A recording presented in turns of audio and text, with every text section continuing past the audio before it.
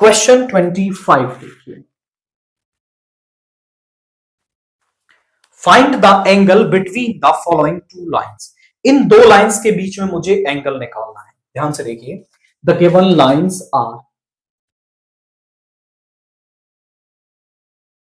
वो मेरे पास क्या है, वो है r vector is equal to 2i minus 5j plus k cap plus lambda into में 3i plus 2j plus 6k cap and r vector is equal to 7i minus 6k plus mu i plus 2j plus 2k।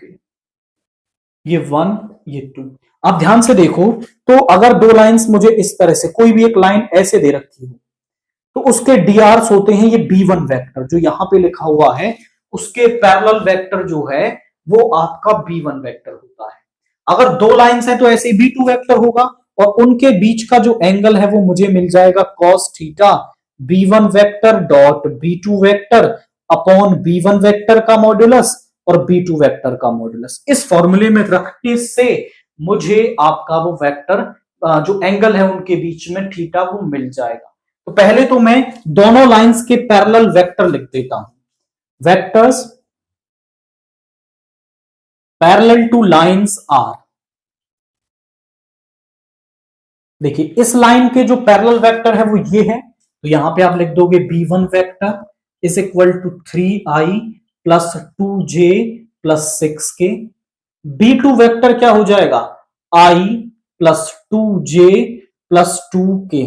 आप कहेंगे angle between the lines is given bye,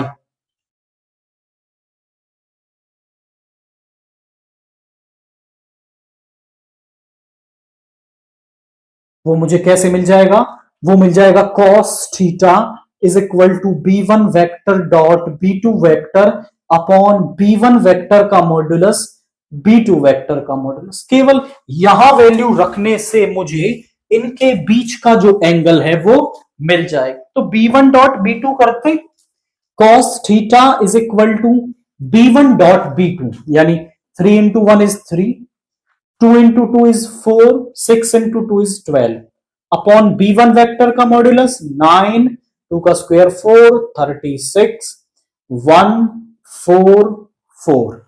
cos theta is equal to में ये हो गया 19 और ये 49 का हो जाएगा 7 और ये 3।